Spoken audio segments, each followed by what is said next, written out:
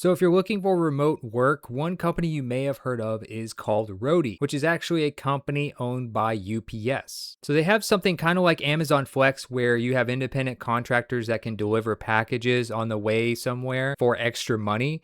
I'm going to be covering more of their actual careers though. So for instance, if you wanted to work remotely, you would get something like a full-time job here, and they actually have a handful of remote jobs just about any time you check. So I'm actually going to judge them based on what percentage of their jobs are remote, what employees say about working there, pay transparency, benefits, interview process, and job diversity. So this will help you make a better decision on if this is a type of company you should apply at. Now, if you want to know what percentage of their jobs are remote, they seem to be 100%. Anytime I've ever checked them, they are pretty much 100% remote. I don't recall seeing a lot of on-site jobs or anything that requires you to be in a warehouse or anything like that. And of course, the ones that they have available as of me making this video at this time, obviously you can see that all of them are in fact remote. So I have to give them a good score here. For their actual full-time careers, they seem to be a fully 100% remote company, which is great. So you don't have to worry too much about applying for the wrong one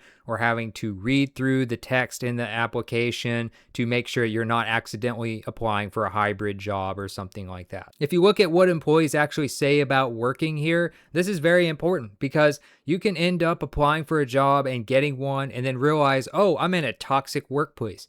And then it makes your life miserable. So you need to be very careful if you make sure that there's not like a sudden drop in a company's reviews. Look and see what people are saying about working here. 3.1 out of 5 is a pretty average score. 66% would recommend working here to a friend though. That's a decent sign. That's well over 50% of their workers. That's 87 reviews. 47% approve of the CEO, so about half of them. That could be a little bit higher. I wouldn't say it's a complete red flag though, and about half of them give it a positive business outlook. Now they do say that career opportunities are kind of low here. The rest of these are fairly average scores, although they are a little bit under where I'd like to see them in some ways, like senior management and compensation and benefits. You also have to make sure that you are paying attention to which of these are freelance jobs or independent contractor jobs, because that's what a lot of these people are doing, versus your full-time jobs. Sometimes the reviews will vary widely depending on which side you're looking at. So for instance, if you want it, it's hard to just be like, oh, well, let's just do only full-time jobs. If you look at drivers, so a roadie driver is going to be the people who basically are the freelancers or the independent contractors. They seem to be giving it more of a negative rep than the people who actually work there full time. 2.8 versus 3.1, only 19% of the freelancers approve of the CEO. So obviously their scores for the CEO and the overall rating would probably be a little bit higher for just the full-time workers. Now, if you apply full-time here, now you're getting a little bit of a different story. So you have a 3.7 out of 5 rating, 77% recommend working here to a friend, 68% approve of the CEO. That's a much different story than when you're looking at how it is when you have both sides. So unfortunately, you have to go through and kind of manually do this yourself, where you have to switch between what you're specifically applying for to get the accurate ratings for your situation that you would find yourself in. So because you are focused on remote jobs in this video and not the driver related jobs, I would give them a pretty good score. I think they actually deserve a 4 here. They're fully remote. They seem to take pretty good care of you. We'll get to more of that in a second, but review-wise, it's not bad once you are actually full-time. Now, another thing I like to look for is pay transparency. I think that's very important for employers these days. One thing I noticed that if you go and click on a random listing here, they don't seem to mention the pay scale. So unfortunately, that kind of leaves you in the dark. Now, if you look on their site, if they do actually have a decent amount of reviews, you can see a range, but the problem with this on Glassdoor is it's usually a very wide range,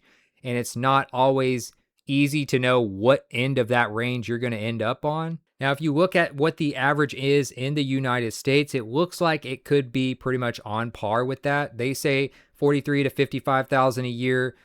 Generally, they could be 36 to 48,000 a year as well. So it's kind of a pretty wide range there because you're really looking at 36 to 55 if you go by both sides of that. So it looks like if you're going by just reviews, which, these aren't always entirely accurate, it looks like it could be somewhat fair. But again, it'd be nice if they would at least give you an estimate, even if it's a wide range. So because they're not telling you about how much it could be and you're having to do your own research, you're basically going into a position like this not really knowing for sure what it could be salary wise. I'm going to give them a 2 out of 5. Now, benefits, there's a lot of different ways to look at this. You have to look at both what is the company saying that you're going to get and what are people reporting. So first off, what are they saying you're going to get? A lot of companies, they don't even tell you. But with them, they do at least tell you on the careers page, compensation, education assistance, which is nice. A lot of companies don't do that. Work-life balance, flexibility. So they actually offer something like a 4-day work week for the support team. I don't know if they offer that for any other team here, but if you're someone who values having a 3-day weekend, which I think the vast majority of people would love that seems like a really nice perk that's pretty unique, and a lot of companies don't offer that. A retirement savings 401k plan with company match and 100% paid employee plans.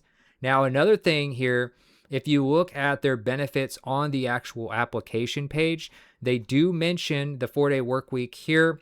And then if you scroll down a little bit, they mention the competitive total rewards package, 100% company paid health insurance, 401k, tuition and student loan repayment assistance, remote first environment, generous paid time off, and much more. So they seem to offer a lot here, actually. They even go in more depth when you click on a listing.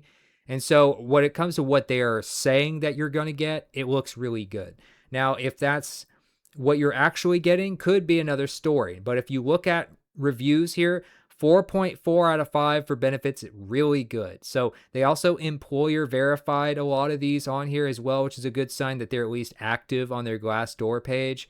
So that's also something you really like to see. So not only are they doing employer verified benefits, they say they offer a lot on their careers page as well as their listings, and they seem to be delivering with a 4.4 out of 5-star rating on their benefits page. So I'm actually going to give them a 4.5 out of 5. If you had a little bit higher benefit rating by their employees, maybe I'd give them a 5. Or if they had a little bit more information about their stipends and stuff like that. Some companies actually tell you like, you're getting $1,000 a year for this or whatever.